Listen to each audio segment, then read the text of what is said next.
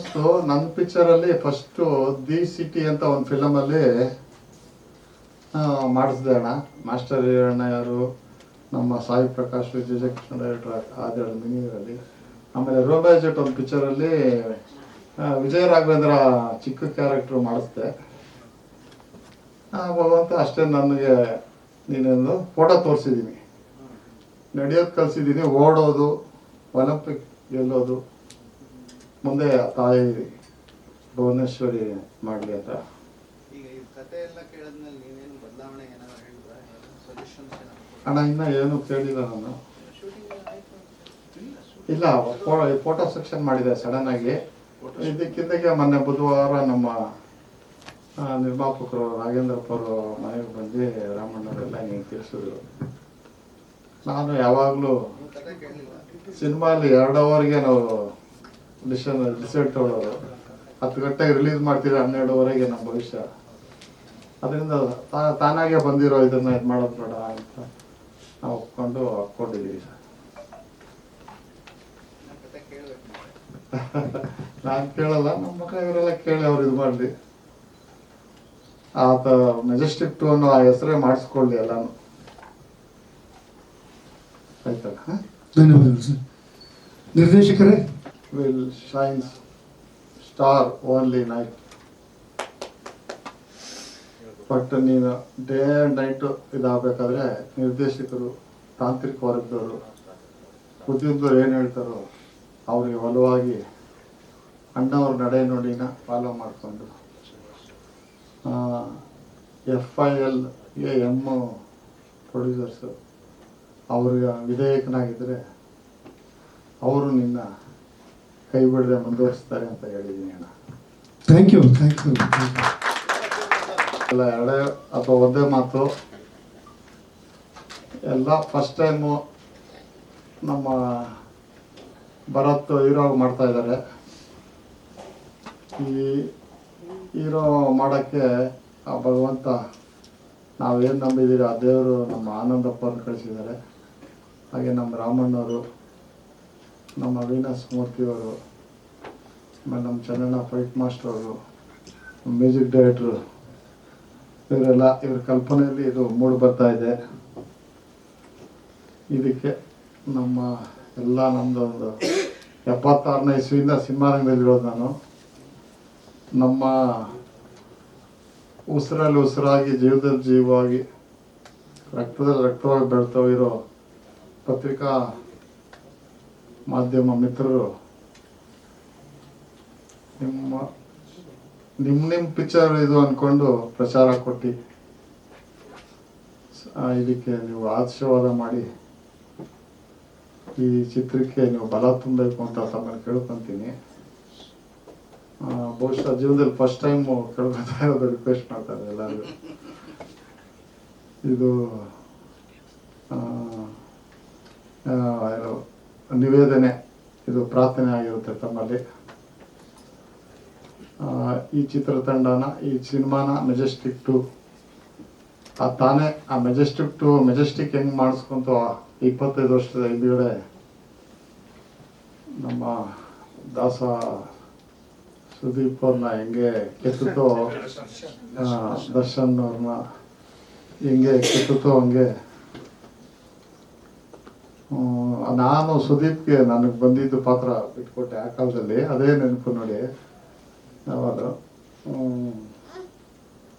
ಹೆಂಗೆ ಕೆತ್ತುತ್ತೋ ಹಂಗೆ ಈ ಕಲಾದೇವಿ ನಮ್ಮ ಭರತ್ನ ಕೆತ್ತಿ ಮಡ್ಲಿಗೆ ಹಾಕ್ಕೊಂಡು ತಿದ್ದಿ ತೀಡಿ ಶಿಲ್ಪಿ ಮಾಡಲಿ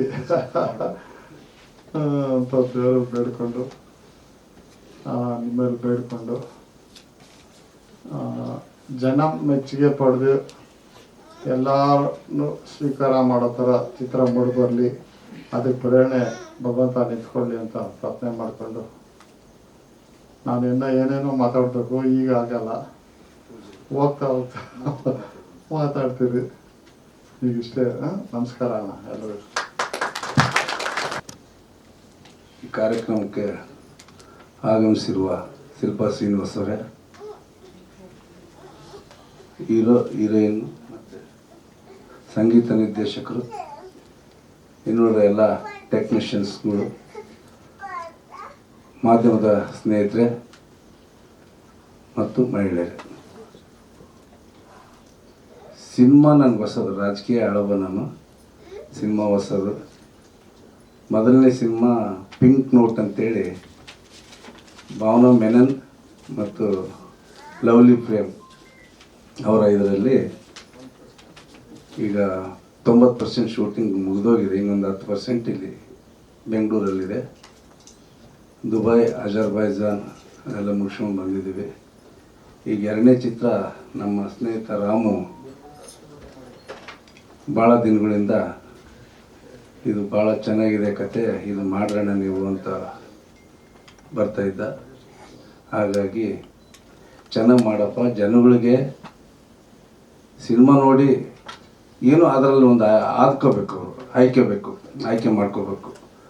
ಸಿನಿಮಾ ಬರೀ ದುಡ್ಡು ಮಾಡೋಕ್ಕೆ ಸಿನಿಮಾ ಮಾಡೋದಲ್ಲ, ಜನಗಳಿಗೂ ಬೇಕಾದಂಥ ಸಿನಿಮಾ ಮಾಡು, ನಾನು ಸಪೋರ್ಟ್ ಮಾಡ್ತೀನಿ ಅಂತೇಳಿ ಅವ್ರಿಗೆ ಅವಕಾಶ ಮಾಡಿಕೊಟ್ಟೆ.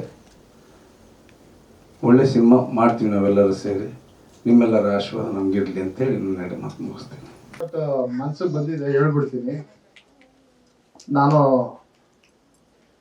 76ನೇ ಇಸ್ವಿಯಿಂದ ಚಿತ್ರ ವಿತರಕ ಮಾಡಿಕೊಂಡು ಇವತ್ತು ಬೆಂಗಳೂರಲ್ಲಾಗಲಿ ಕರ್ನಾಟಕದಲ್ಲಿ 2000 ಥಿಯೇಟ್ರಿಂದ 600 ಥಿಯೇಟ್ರ್ ಇದೆ. ನನ್ನ ಕಾಲದಲ್ಲಿ ನಾನು ವಿತರಣೆ ಮಾಡ್ತಿದ್ದಾಗ ಒಂದು ಥಿಯೇಟ್ರಲ್ಲಿ ಎಲ್ಲ ಒಂದು 100 ರೂಪಾಯಿ ಎಕ್ಸಿಬಿಟ್ರಿಗೆ ಕಮ್ಮಿ ಬಂದ್ಬಿಟ್ರೆ ನೆಕ್ಸ್ಟ್ ಪಿಕ್ಚರ್ಗೆ ನಾನು ಎಲ್ಲ ಲ್ಯಾಂಗ್ವೇಜ್ ರಿಲೀಸ್ ಮಾಡ್ತಾ ಇದ್ದೆ. ಕಾಸೆ ಇಸ್ಕೊಂತ ಇರಲಿಲ್ಲ, ಹಾಕ್ಬಿಟ್ಟು ನಿಮ್ದು ಕವರ್ ಮಾಡ್ಕೊಂಡು ವಾಪಸ್ ತಂದು ಕೊಡು ಅಂತ ಇದ್ದೆ. ಇವತ್ತು ಆ ಥಿಯೇಟರ್ಗಳಲ್ಲಿ ಉಳಿದಿದೆ. ಆ ಇಂಡಸ್ಟ್ರಿಗೆ ನಾನು ಕೊಟ್ಟಿರೋ ಇದು ಅಹಂಕಾರ ಅಲ್ಲ, ಹೇಳಿಲ್ಲಾರೆ ಗೊತ್ತಾಗಲ್ಲ. ಥಿಯೇಟರ್ ಉಳ್ಕೊಂಡಿದೆ.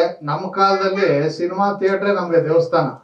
ನಾನು ಮಡ್ರಾಸು, ಹೈದರಾಬಾದ್ ಎಲ್ಲ ಪಿಕ್ಚರ್ ತರಕ್ ಹೋದ್ರೆ ನಮ್ದೆಲ್ಲ ಅವಾಗೆಲ್ಲ ಮಡ್ರಾಸಲ್ಲೇ ನಡೀತಾ ಇತ್ತು ಕೆಲಸ ಕಾರ್ಯ ಎಲ್ಲ. ನಾನು ಥಿಯೇಟರ್ಗಳಿಗೆ ಕೈ ಮುಗಿತಾ ಇದ್ದೆ. ನನ್ನ ಜೊತೆಲಿ ಇದ್ರು ಈಗೆಲ್ಲಪ್ಪ ದೇವಸ್ಥಾನ ಕಾಣ್ತಾ ಇಲ್ಲ, ಕೈ ಮುಗಿತಾ ಇದ್ದು ಅಂದ್ರು. ಅನ್ನೋರು ಇಲ್ಲಪ್ಪ ನಮ್ಗೆ ಥಿಯೇಟ್ರೇ ದೇವಸ್ಥಾನ. ಆವಾಗ ಬರೀ ಆಡಿಯೋ ಬಿಟ್ಟರೆ ಥಿಯೇಟ್ರಿಂದ ಕನೆಕ್ಷನ್ ಬರುತ್ತೆ. ನಾನು ಇವತ್ತು ಶುಕ್ರವಾರ ಮೆಜೆಸ್ಟಿಕ್ ಕಡೆ ನಮ್ಮ ಕಾಲದಲ್ಲಿ 20 ಥಿಯೇಟ್ರ್ ಇತ್ತು, ಇವಾಗ 6-7 ಥಿಯೇಟ್ರ್ ಇದ್ರೆ. ಆದ್ರೂ ಎಲ್ಲಾ ಥಿಯೇಟ್ರಿಗೂ ಕೈ ಮುಗ್ಕಡೆ ಬರೋದು. ಅದೇ ತರ ಒಂದ್ಸರಿ ನಮ್ಮ ಡಿಸ್ಟ್ರಿಬ್ಯೂಷನ್ ಮಾಡ್ತಾ ಇದ್ದೆ ತೆಲುಗು. ಮೊನ್ನೆ ಒಂದು ಚಿರಂಜೀವಿ ಅವರು ಒಂದು ಪಿಕ್ಚರ್ ತಂದೆ ಮಗ ಮಾಡಿದ್ರು, ಅದು ಸುಮಾರು ಆಗೋಯ್ತು. ನೆಕ್ಸ್ಟ್ ಮಹೇಶ್ ಬಾಬುದು ಒಂದು ಪಿಕ್ಚರು ಅವರೇ ರಿಲೀಸ್ ಮಾಡಿದ್ರು. ನಾನು ಹೋಗಿ ಕೇಳಿದೆ, ಅದು ಲಾಸ್ ಆಗಿದೆ ಪಿಕ್ಚರ್ ಕೊಡಿ ಅಂತ. ಯಾಕಂದ್ರೆ ನಾನು ಮೊದಲೆಲ್ಲ ಕೊಡ್ತಾ ಇದ್ನಲ್ಲ ಎಲ್ಲರಿಗೂ ಅಂತ. ಅವರು ಇಲ್ಲ, ಈ ಪಿಕ್ಚರ್ ಬೇರೆಯವ್ರು ಮಾಡ್ಬಿಟ್ಟಿದ್ದೀರಿ ಅಂದರು. ಅವಾಗ ಹೇಳ್ದೆ, ಈ ಟ್ಯಾಕ್ಟಿಸು, ಈ ಬುದ್ಧಿವಂತಿಕೆ ನಾನು ಆ ಕಾಲದಲ್ಲಿ ಕಲ್ತ್ಬಿಟ್ಟಿದ್ರೆ ನಿಮ್ಮ ತಂದೆ ನಿಮ್ಮ ತಾತ ಎಲ್ಲ ಇವತ್ತು ಥಿಯೇಟರ್ ಇರ್ತಾ ಇರ್ಲಿಲ್ಲಪ್ಪ, ಟ್ಯಾಕ್ಸ್ ಕಂಡಿರ ಮಾಡ್ಕೊಂಡ್ಬಿಡ್ತಾ ಇದ್ರು ಈ ಥರದ. ಆಮೇಲೆ ಅವ್ರು ಕಣ್ಣೀರು ಹಾಕೊಂಡು ಏರಿಯಾ ಕೊಟ್ಟರು. ಹಂಗೆ ಜನಗಳಲ್ಲಿ ಎಲ್ಲೋ ಒಂದ್ ಕಡೆ ಮಾನವೀಯತೆ ಹೇಳಿದ್ರೆ ಗೊತ್ತಾಗ್ತದೆ. ಯಾಕಂದ್ರೆ ತಾತ ಮಕ್ಕಳು ಅವ್ರ ಪರಂಪರೆ ಮೊಮ್ಮಕ್ಕಳು ಗೊತ್ತಿರಲ್ಲ. ಅದಕ್ಕೆ ಇವಾಗ ಈ ಮಾತು ಹೇಳ್ತಾ ಇದ್ದೀನಿ. ನಾನು 84ನೇ ಇಸ್ವಿಲಿ ಫಿಲಿಂ ಪ್ರೊಡ್ಯೂಸರ್ ಮಾಡಿದೆ. ನನಗೆ ಪ್ರೊಡ್ಯೂಸರ್ ಮಾಡಿದ್ದು ಏನೋ ನನ್ನ ಮಗ ಬರೀ ಟಿಫನ್ ತಿಂತ್ಯಲ್ಲೋ, ಅಂಬರೀಷ್ ಅವ್ರದ್ದು ಪರ್ಮನೆಂಟ್ ಪಿಕ್ಚರ್ ಮಾಡ್ತಾ ಇದ್ದೆ. ಬೇಟೆ, ಮಿಶ್ರ ಜಾತಿ, ದಿಗ್ವಿಜಯ, ವಿಶ್ವರೂಪ ಎಲ್ಲಾ ಪಿಕ್ಚರ್ ನಾನೇ ರಿಲೀಸ್ ಮಾಡ್ತಾ ಇದ್ದೆ. ದಿಗ್ವಿಜಯ ಶ್ರೀನಾಥ್ ಪ್ರೊಡ್ಯೂಸರು 27 ಅಡಿ ಕಟೌಟ್ಸ್ ಹಾಕಿದೆ ಸಾಗರಲ್ಲಿ. 3 ಜನದ 25. ನಮ್ದು 2 ಅಡಿ ಕಟೌಟ್ ಜಾಸ್ತಿ ಹಾಕ್ಸ್ಬಿಟ್ಟು ಆ ಬಿಲ್ ನೀನೇ ಕೊಡಪ್ಪ ಅಂದೆ. ಅಶೋಕ್ ಹೇಳಿ ಅವರೇ ಬಿಲ್ ಕೊಟ್ರು. ಹಂಗೆ ಬರೀ ಹಿಂಗೆ ಮಾಡ್ತಾ ಇದ್ಯಾ, ನೀನೊಂದು ಪಿಕ್ಚರ್ ಮಾಡು ಅಂದ್ರೆ ನಾನು ಬೇಡಪ್ಪ ಆರಾಮಾಗಿದ್ದೀನಿ, ನಾವು ಸ್ಟಿಕ್ ಏನೇ ಅಂತಂದೆ. ಇಲ್ಲ ಮಾಡು ಅಂತೇಳಿ ಅಶೋಕ್ 50,000 ರೂಪಾಯಿ ಕೊಡ್ಸಿ, ರಾಜೇಂದ್ರ ಬಾಬು ಅವ್ರಿಗೆ ಅಡ್ವಾನ್ಸ್ ಕೊಡ್ಸಿ ಹಂಗೆ ಪ್ರಾರಂಭ ಮಾಡಿಸಿದ್ರು. ಅವರು ಪ್ರಾರಂಭ ಮಾಡಿಸಿದ್ದು ನಾನು ಪ್ರೊಡ್ಯೂಸರ್ ಆದಾಗಿಂದ ಎಷ್ಟೋ ಜನ ನಮ್ಮ ಸಿನಿಮಾ ಅಲ್ಲಿ ಕೆಲಸ ಮಾಡಿದ್ರು. ಒಂದು 15 ಫಿಲಮ್ ಅಲ್ಲಿ ಎಲ್ಲಾ ವರ್ಕರ್ಸ್ ಇರ್ಬೋದು. ನಮ್ಮ ಸಿನಿಮಾ ಅಲ್ಲಿ ನಾನು ಕೊಟ್ಟಿರೋ ದುಡ್ಡು ಮರ್ತೋಗಿರ್ತಾರೆ, ನಾನು ಹಾಕಿರೋ ಊಟ ಮರ್ತಿರಲ್ಲ. ಯಾಕಂದ್ರೆ ನಾನೇನ್ ತಿಂತೀನೋ ಅದೇ ಆಗ್ತಾ ಇದೆ ಎಲ್ಲಾರು. ಆ ಒಂದು ಇದು ಇವತ್ತು ನೀವೇ ಈ ಥಿಯೇಟರ್ ಅವರು ಇದು ಮಾಡ್ಕೊಂಡಾಗೆ ನೀವೂನು ನಾನು ಅಕಸ್ಮಾತ್ ನಿಮ್ಗೆ ಸಿಕ್ಲಿಲ್ಲ ಇದಾಗ್ಲಿಲ್ಲ ಅಂದ್ರೆ ನಮ್ಮ ಈ ಚಿತ್ರಕ್ಕೆ ನಮ್ಮ ಡೈರೆಕ್ಟ್ರು ಇವೆಲ್ಲ ಇರ್ತಾರೆ, ಬಂದು ನೀವೇನ್ ಇದು ಮಾಡ್ಬೋದು ಮಾಡ್ಕೊಡ್ಬೇಕು ಅಂತ ತಮ್ಮಲ್ಲಿ ಭಿನ್ನವಿಸ್ಕೊಂತ ಇದೀನಿ, ಪ್ರಾರ್ಥಿಸ್ತೀನಿ. ನನ್ಗೇನಿದ್ರು ಆರ್ಡರ್ ಮಾಡೇ ರೂಢಿ, ಇದೆಲ್ಲ ಮಾಡಿ ರೂಢಿ ಇರ್ಲಿಲ್ಲ. ಈ ಸಂದರ್ಭದಲ್ಲಿ ಕೇಳ್ಕೊತಾ ಇದ್ದೀನಿ, ಇದ್ರ ಮುಖಾಂತರ ನಮ್ಮ ಸಿನಿಮಾಲಿ ಯಾರಾದ್ರು ಆರ್ಟಿಸ್ಟ್ ಮಾಡಿದ್ರಾಗ್ಲಿ, ನಾನು ಕೊಟ್ಟಿರೋ ದುಡ್ಡು ಮರ್ತೋಗಿರ್ತೀರ, ಆ ದುಡ್ಡು ಖರ್ಚಾಗ್ಬಿಟ್ಟಿರ್ತದೆ, ಖರ್ಚಾಗಿ ಅದು ಬೆಳೆದಿರುತ್ತೆ ಸಾವಿರಾರು ಕೊಟ್ಟಿದ್ರಲ್ಲಿ, ಬಟ್ ನಾನು ಹಾಕಿರೋ ಊಟ ನಿಮ್ಗೆ ಜ್ಞಾಪಕ ಇರುತ್ತೆ. ನೀವು ದಯವಿಟ್ಟು ಈ ಸಿನಿಮಾಗೆ ನಿಮ್ಗೇನ, ಯಾಕಂದ್ರೆ ಮನುಷ್ಯ ಧರ್ಮ ಏನಂದ್ರೆ ಅಲ್ಲಲ್ಲೇ ತೀರಿಸ್ಕೊಂಡ್ಬಿಡ್ಬೇಕಂತೆ, ಇಲ್ಲಾಂದ್ರೆ ಹಂಸ ಆಗಿ ಅವು ಕಾಡ್ತಾವಂತೆ. ಇದು ನನಗೆ ಎಕ್ಸ್ಪೀರಿಯನ್ಸ್.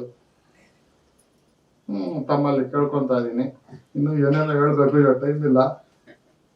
ಓಕೆ, ಇಷ್ಟು ಸದ್ಯಕ್ಕೆ ಹೇಳಿರ್ತೀನಿ ಅಣ್ಣ. ಇನ್ನು 5 ಪ್ರೆಸ್ ಮೀಟ್ ಇದೆ ಅಣ್ಣ.